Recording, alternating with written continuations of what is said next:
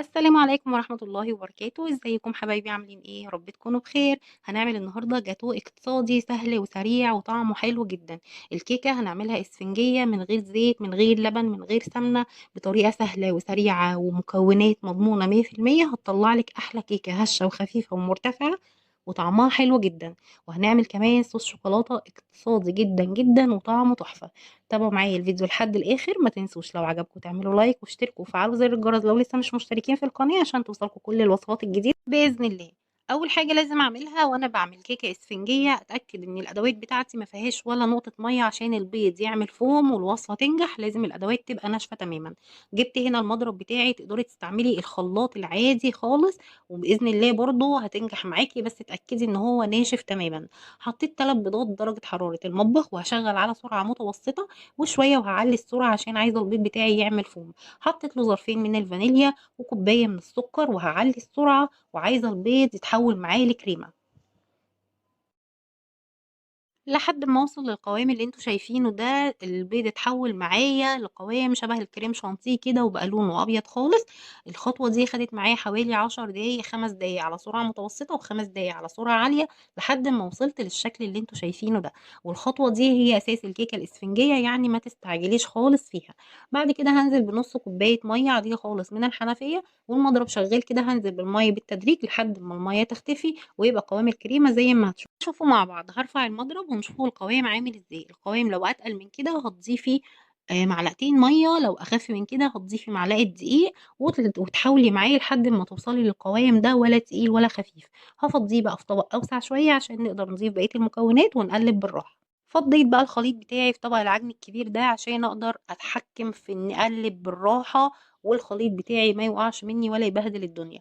هضيف بقى هنا الدقيق بالتدريج، معايا 3 كوبايات من الدقيق المنخول عليهم رشة ملح.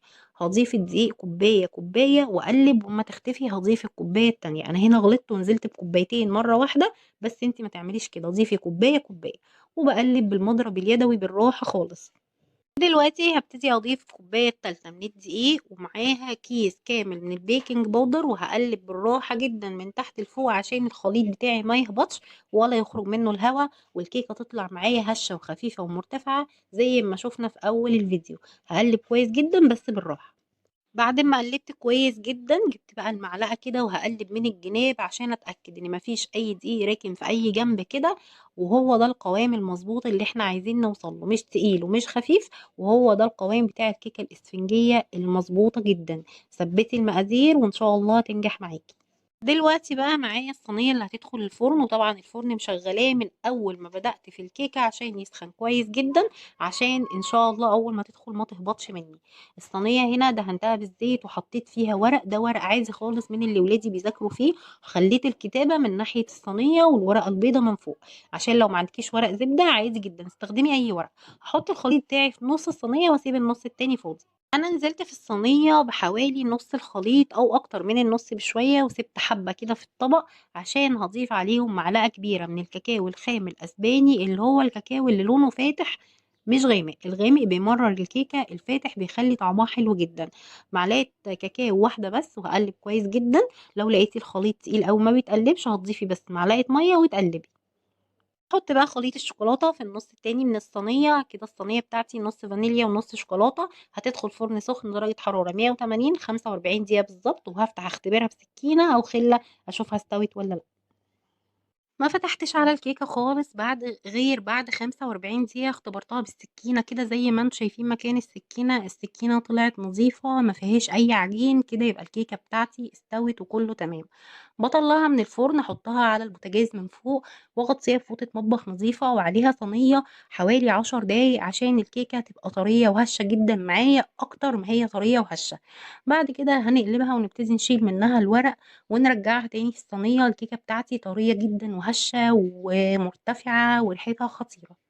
بعد ما الكيكة بردت تماما عشان أزينها جبت بقى كوباية من الكريم شانتيه، حوالي كوباية إلا ربع من اللبن الساقع المتلج، أو تقدري تضربيه بمية ساقعة متلجة لحد ما تظبطي القوام بتاعه. وحطيناه في كيس تلاجة عادي خالص، وفتحنا الكيس كده فتحة صغيرة وهنبتدي نضيفه على الكيكة.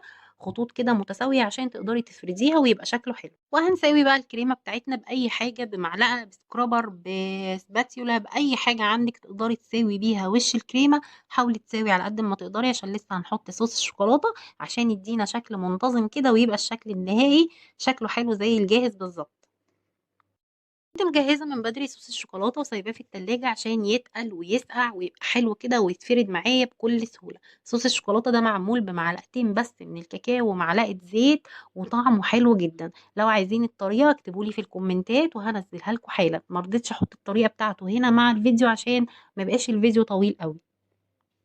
كنت سايبة بقى للتزيين معلقتين من الكريمة كده على جنب، خدتهم حطيتهم في كيس وحطيت لهم عليهم معلقتين من المية وقلبتهم كويس جدا وهم جوه الكيس كده بعد ما ربطته عشان الكريمة تسيل معايا وتديني خطوط كده حلو وما تقطعش مني. فتحت الكيس فتحة صغيرة جدا وهبتدي اعمل خطوط بالعرض كده على وش صوص الشوكولاتة. ما تخافيش مش هتغطس في الصوص ولا اي حاجة، لان الصوص بتاعنا تقيل جدا وتحفة، وطعمه كمان حلو جدا احلى من الجاهز بكتير ان شاء الله. لو عايزين الطريقه هسيبها لكم. خلة بقى هنعمل الخطوط كده زي ما انتم شايفين رايح جاي كده عشان يديني الشكل الحلو ده. عايزه تضيفي اي حاجه للتزيين مفيش مشكله، التزيين ده على حسب ذوقك وراحتك والمتوفر عندك. هدخلها التلاجة 5 دقايق ونرجع نقطعها مع بعض. وبعد ما سبتها في التلاجة 10 دقايق عشان الكريمة والصوص الشوكولاتة وكله يثبت مكانه وانا بقطع مفيش حاجة تبوظ مني. بالسكينة بقى هقطع بقى كده مربعات. هنشوف مع بعض الكيكة قد ايه هشة ومرتفعة وخفيفة جدا من جوه ومليانة فراغات. وسواء الكيكة اللي بالشوكولاتة او اللي بالفانيليا الاتنين طعمهم حلو جدا مع الكريمة وصوص الشوكولاتة. وعملتي جاتوه لولادك بأقل الامكانيات بكيكة اسفنجية من غير زيت من غير لبن من غير سمنة، مش متكلفة معانا أي حاجة وهتطلع معاكي أحلى من أي حاجة بتشتريها من بره كمان. ربنا يحسن ما بين إيديكم وتعملوا أحسن من اللي أنا عملته كمان. جربوها واكتبوا لي رأيكم، مستنية بقى رأيكم في الفيديو. أتمنى تعملوا لي لايك وتكتبوا لي كومنت حلو كده لو عجبتكم الوصفة بتاعتي النهاردة. الشكل النهائي للجاتوه بتاعي اللي بالفانيليا تحفة واللي بالشوكولاتة تحفة جدا. جربوها ان شاء الله تعجبكم جدا، واستنوني في فيديوهات تانية كتير، واشوفكم على خير ومع ألف سلامة.